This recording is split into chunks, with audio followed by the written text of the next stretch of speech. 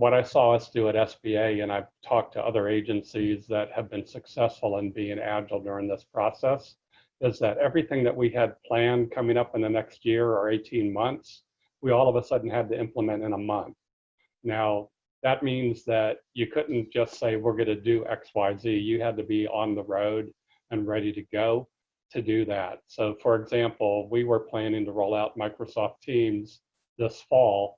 We had already done a pilot. We had already tested it when we ended up shutting down the SBA program offices and going to 100% telework.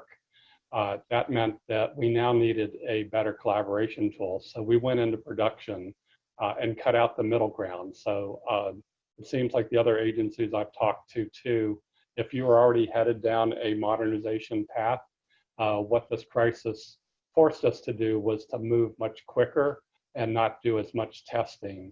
And everyone I've talked to, it's been successful. So perhaps we've been too cautious on some of our modernization efforts and just taking too long to get them going.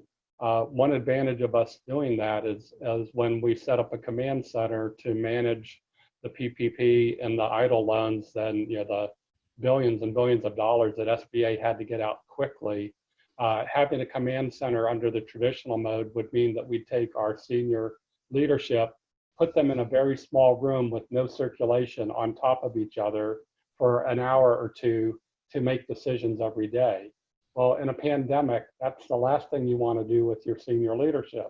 So we set up a Teams environment instead for them to virtually be in that single room, still have all the information and the data exchange, but protect our leadership from possibly infecting each other.